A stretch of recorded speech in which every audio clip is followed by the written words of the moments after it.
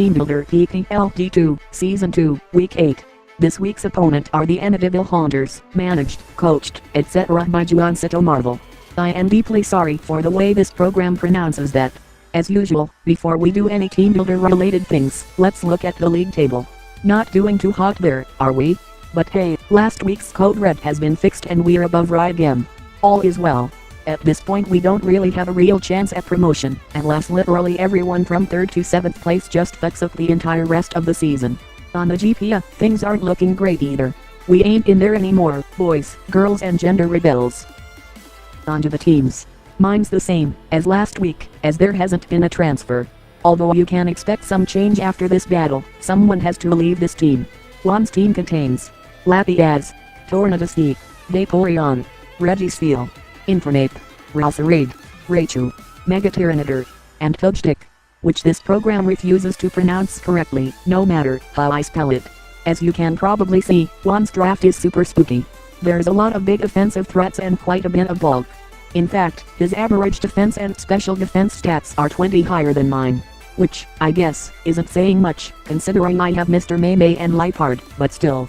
He also has some really speedy things, especially the Tornadus is quite scary, as it can outspeed my entire team. Now, you've seen the league table. We have no chance at promotion, and no division below this one to fall down into. Winning and losing doesn't matter that much anymore, it's time for some fun. So I'm probably gonna Maymay it up for the rest of the season. And this week is no exception. We're starting off with something pretty normal, AJ Styles, the Thunderous. Once again, wearing a snazzy belt and boasting some great coverage. You can probably see which moves hit what without me going through them here. Instead, let me explain substitute. My team struggles massively with Lapiaz, specifically Draco Meteor. So the plan here is to sub up on a Draco to get Lapiaz special attack dropped. It might also be useful for bluffing a subset type thing. Maymay fun fact, this thing was actually physical for quite a while, as Juan's team is much more bulky on the special side. But ultimately I decided to at least bring some normal things. Secondly, we have what will most likely be my lead, Celestian the Celebi. It is with a heavy heart that Herdier Bremen and Celestian announce the following. The match against the Amityville Haunters will be her last match, she will retire from active competition. On this her last match, she will wear a helmet for her own safety. Our moves of choice are Earth Power, which is there mostly for Regisfeel, because fuck that thing. U-turn, because who doesn't love momentum.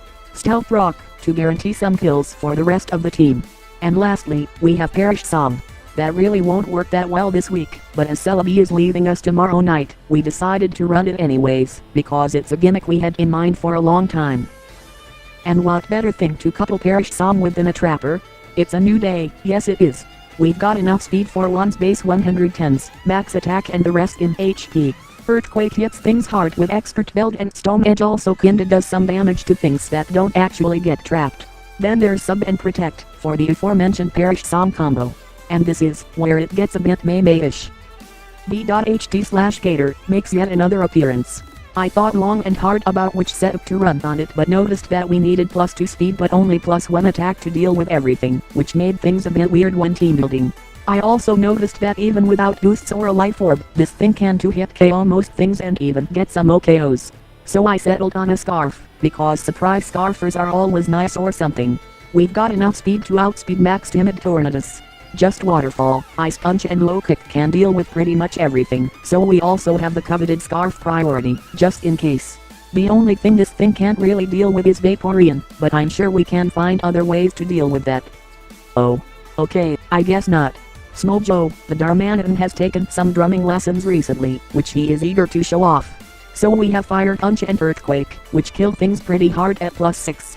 The only exception to this is physically defensive Lapiaz, which takes around 80%. As you can see, we've got a Solid Berry, which will allow us to outspeed Scarf Rosseraid, which I'm pretty sure he'll bring. This thing can only set up onto things under specific conditions. Those things are Regisfeel and Digetic. I sub up, as they go for a T-Wave, Belly Drum, as they switch out and then do things, or something. Now, you might notice that we have off HP. This is fully intentional. Basically, I had to make this choice between even and on HP. Even HP means that I can't sub up, Belly Drum and pop my Salad Berry at 25%. On HP means I can come in on rocks, sub up, Belly Drum and get the berry at 1%.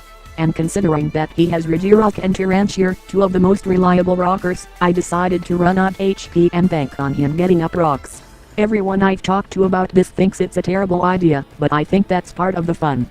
This set is super gimmicky and unlikely to ever work, as he is pretty likely to bring Scar Flappy as, or be in a position where Mop Punch Infernape can wreck me.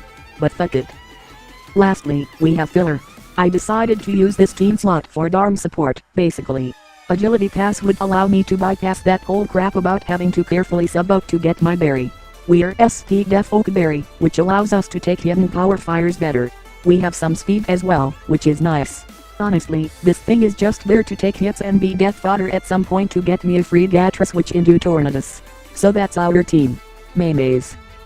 As for what I'm expecting Juan to bring, I don't really know. Everything on his team can do great work against me in some way. The only thing I'm sure I won't see is Raichu, as it doesn't do that great damage to anything but Gator and is sorta poopy when there's a dud trio. I'm also very certain we'll see Lappy as Tornadus and Infernape. But other than that, I have no idea what to expect. The battle will go up, as always, on Wednesday around 5 p.m. Greenwich Mean Time. See y'all there.